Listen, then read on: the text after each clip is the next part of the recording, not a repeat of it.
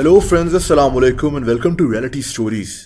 दोस्तों, 2004 में south Korea में एक ऐसी खबर सामने आई जिसको सुनकर साउथ कोरिया के लोग शॉक थे और बहुत डर गए थे। ये कहानी एक आदमखोर आदमी की है। इसका नाम यू यंग है। यू 1970 में पैदा हुआ था, लेकिन इसकी पैदाइश के कुछ साल के बाद इसके पेरेंट्स की तलाक हो गई और यू अपने बाप के साथ रहना शुरू हो गया। ये लोग बहुत गुर्बत में जिंदगी गुजार रहे थे। इसी वजह से यू के ज्यादा दोस्त नहीं थे। स्कूल में इसका मजाक उड़ाया जाता था और शायद यहीं से यू के जहन में अमीर लोगों के लिए नफरत पैदा होना शुरू हो गई। बहरहाल यू को पेंटिंग करने का बहुत शौक था। ये गिटार भी प्ले करता था और इसी वजह से ये आर्ट्स पढ़ना चाहता था, लेकिन ये पढ़ाई में इतना अच्छा नहीं था, इसीलिए इसका एडमिशन किसी भी आर्ट्स कॉलेज में नहीं हो रहा था। दोस्तों, यहीं से यू का जहन जुर्म की तरफ लगना शुरू हो गया। 1988 में यू को पहली दफा गिरफ्तार किया गया जब इसने एक दुकान से चोरी की थी। 1991 में इसको फिर से चोरी की वजह से अरेस्ट किया गया और इस दफा इसको 10 महीने के लिए जेल जाना पड़ा। लेकिन ये लड़का यहाँ भी नहीं रुका। दोस्तों, जेल से निकलने के बाद इसने शादी कर ली थी। इसका एक बेटा भी हुआ, लेकिन इसने जुर्म का रास्ता नहीं छोड़ा। ये चोरी करने की वजह से जेल जाता रहता था। यहाँ तक कि ईयर 2000 में इसे 3.5 साल के लिए जेल भेज दिया गया, क्योंकि इसने एक 15 साल की लड़की पर हमला किया था। इसकी अपनी बीवी से तलाक भी हो गई। यू 2003 में जेल से बाहर आ गया, लेकिन अब जो ये करने वाला था उसने साउथ कोरिया को शॉक में डाल दिया था।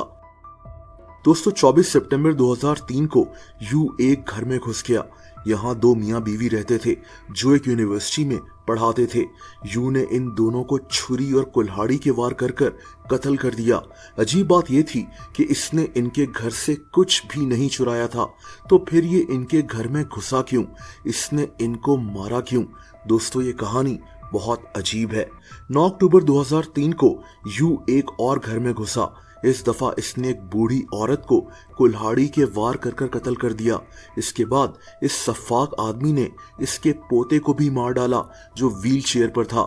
इस घर से भी यू ने कुछ नहीं चुराया। दोस्तों, इसके बाद यू कई घरों में घुसता रहा और लोगों को कत्ल करता रहा। इसने लोगों को कत्ल करने के बाद काफी सारे घरों को तो आग भी लगा दी थी, लेकिन ये उन घरों से कुछ चोरी नहीं करता था। यू अगले 1 साल तक तकरीबन 20 लोगों को मार चुका था। यहाँ एक ऐसी शॉकिंग बात सामने आई जो बहुत हैरानकुन थी। दोस्तों, यू के अपने मुताबिक इसने कई लोगों को मारकर उनका लिवर यानी जिगर निकाल कर खाया था। यानी ये लड़का आदमखोर था। ये ज्यादातर अमीर लोगों के घरों को टारगेट करता था, खास तौर पर ऐसे घर जहां बूढ़े लोग रहते थे, ताकि ये उन पर आसानी से हमला कर सके। अब आपको शायद समझ में आ रहा हो कि यू के जहन में क्या चल रहा था। ये अपने स्कूल से ही अमीर लोगों से नफरत करता था। अब दोस्तों, उस वक्त अगर कुछ बच्चों ने इसको तंग किया, इसका मजाक उड़ाया, तो उसमें इन सब लोगों का क्या कसूर था जिनको इसने मार डाला?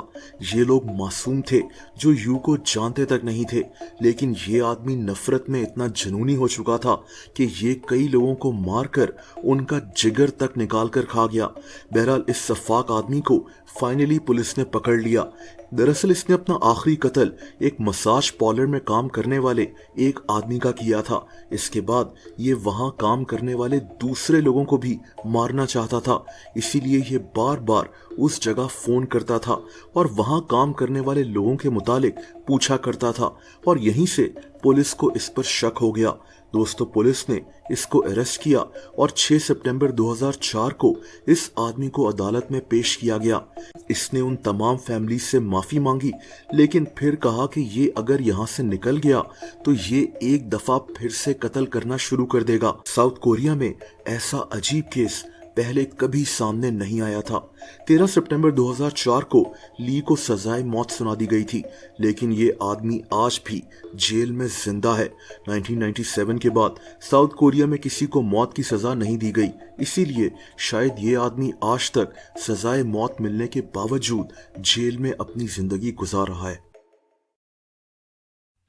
दोस्तों, अगर आप मुझे इंस्टाग्राम पर भी फॉलो करना चाहें तो उसका लिंक नीचे मौजूद है।